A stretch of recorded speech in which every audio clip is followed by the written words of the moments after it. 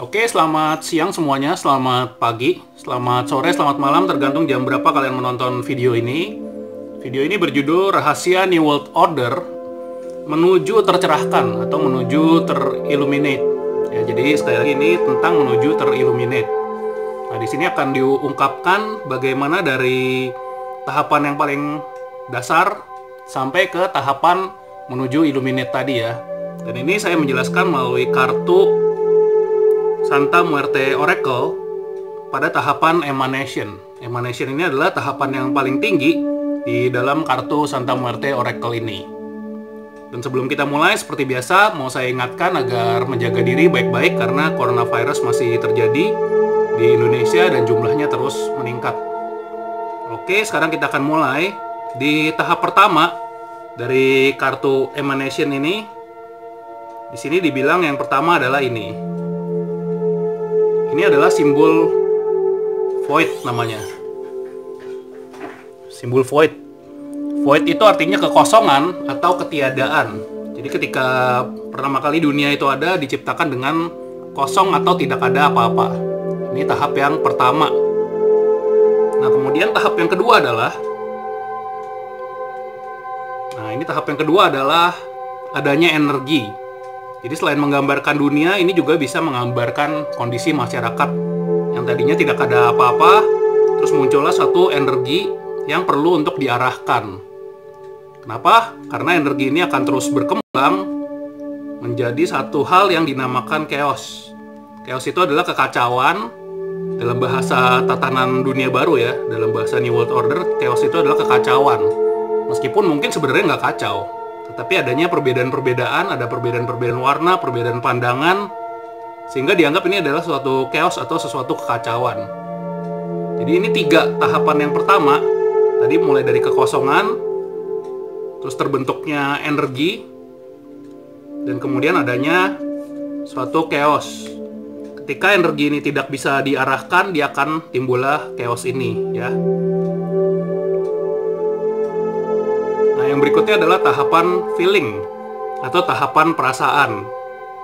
Ini juga sama, ketika dia tidak diarahkan, dia akan menjadi suatu hal yang destruktif, tapi ketika diarahkan, dia bisa menciptakan dunia yang bagus, atau dalam istilah New World Order adalah menciptakan dunia yang tertata dengan rapi.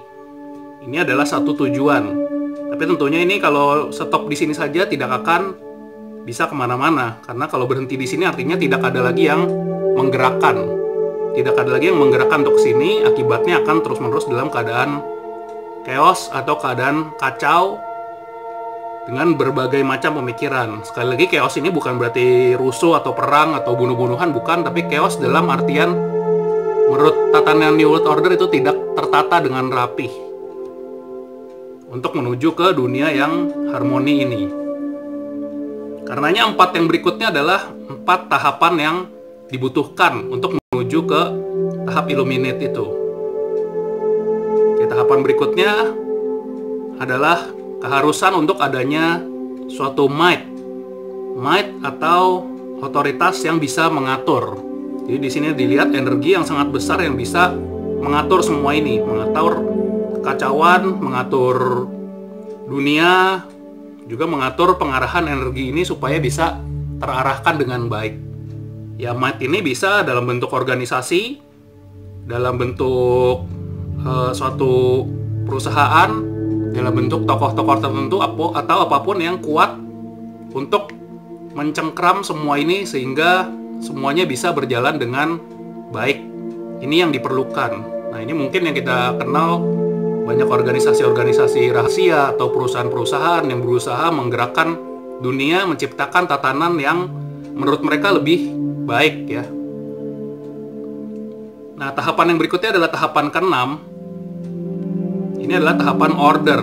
Order artinya keteraturan atau pengaturan, di mana semua mempunyai tatanan yang teratur, yang sama, yang prosedurnya harus baku, dengan berbagai aturan-aturan dari mereka dan idealisme dari mereka ya.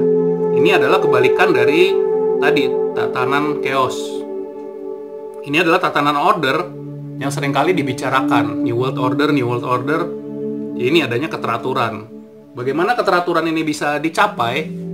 Pertama ya tentunya dengan adanya kesamaan pola pikir di masyarakat. Ingat, dengan adanya kesamaan pola pikir di masyarakat.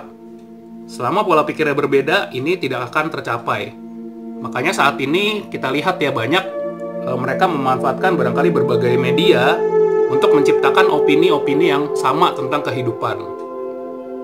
Juga kita lihat dalam hal ekonomi, berusaha diciptakan adanya satu ekonomi baru atau satu sistem ekonomi yang meliputi untuk semua, untuk seluruh dunia. Apakah itu satu mata uang atau satu sistem yang baru. Jadi di sini arahnya adalah menciptakan kesatuan atau tatanan yang mudah untuk diatur. Ini di tatanan ke-6. Dan tentunya ini semua adalah proses yang berjalan sudah ratusan tahun. Karena tidak mudah tentunya untuk mencapai ini ya. Diperlukan tadi mind yang kuat sama order yang juga harus perlahan-lahan dimasukkan. Tapi kalau kita lihat makin belakangan ini, dunia ini bisa dilihat semakin tertata ya, di mana kesatuan pikiran, kesatuan pola pikir itu sangat diagung-agungkan. Sedangkan bila ada perbedaan-perbedaan langsung akan dihajar, akan ditutup, akan ditekan. Tatanan ke-7, ini yang masih jauh ya, belum tercapai. Ketujuh menurut New World Order adalah adanya rasa kepasrahan atau menerima dengan hal-hal yang sudah diberikan, diterima dengan senang hati sehingga timbul perasaan yang damai, timbul perasaan yang tenang. Ini tatanan ke-7. Dimana ini saat ini masih agak jauh, belum tercapai seperti ini. Dan yang terakhir ini adalah tercerahkan atau illuminate. Barangkali ya kita suka mendengar ya Illuminati, pencerahan. Tercerahkan artinya memahami rahasia-rahasia yang ada di dunia setelah kita memahami semua yang ada di sini. Nah, ini adalah hal yang masih juga tergolong misterius. Karena yang nomor 7 ini belum dapat, tentunya yang nomor 8 ini masih jauh dari jangkauan New World Order. Sedangkan New World Order sendiri tadi kita bilang itu ada di ke-6. Jadi untuk mencapai Illuminate yang harus dilalui adalah 7 tahapan ini. Dan ini bukan sesuatu yang mudah untuk dicapai bagi organisasi manapun. Karena itu adalah hal yang bersifat dunia ya, atau bersifat menyeluruh. Nah, ketika kita sudah melihat tahapan ini, dari yang pertama tadi kekosongan, kemudian munculnya energi yang harus diarahkan, kekacauan, terus ini adalah perasaan yang harus disalurkan agar dunia menjadi lebih baik. Might, ini adalah tokoh yang otoritas atau mengatur semuanya, dan ini terciptanya keteraturan. Ke-7 penerimaan terhadap keteraturan itu, dan ke-8 adalah illuminate. Jadi di sini adalah sesuatu yang singkat yang mudah-mudahan teman-teman bisa pahami. Kalau enggak, mungkin teman-teman mesti beberapa kali menonton ini ya, supaya ini bisa dipahamin. Nah, lalu apa yang harus kita lakukan? Tentunya yang harus kita lakukan adalah berusaha menghargai adanya perbedaan-perbedaan pikiran. Misalnya ini ya, terjadi perbedaan-perbedaan dalam hal kepercayaan, dalam hal ideologi, itu harus bisa saling diterima dengan menghargai satu sama lain. Sehingga perbedaan tetap ada. Kita tidak harus berada dalam satu order atau pemikiran yang sama, tapi kita bisa menciptakan perbedaan-perbedaan, saling menghargai, saling menerima satu sama lain, sehingga dunia tetap bisa berjalan dengan lebih baik tanpa adanya tanpa adanya otoritas yang kaku yang ingin terjadinya kesamaan pikiran. Nah, ini adalah pro dan kontra tentunya. Sama-sama, ini juga sulit dicapai. Untuk menghargai satu sama lain itu tidak mudah. Dari dulu sampai sekarang tetap terjadi perpecahan, sehingga banyak yang memang menginginkan ini yang terjadi. Nah, sekali lagi ini adalah keseimbangan yang masih diperebutkan antara paham New World Order ini juga dengan hal-hal yang lain yang menentangnya. Ya, tapi balik lagi, sekali lagi, apapun yang kita lihat di hari ini adalah kemajuan selangkah demi selangkah menuju tahap ke sini. di mana perbedaan-perbedaan semakin sulit untuk dihargai.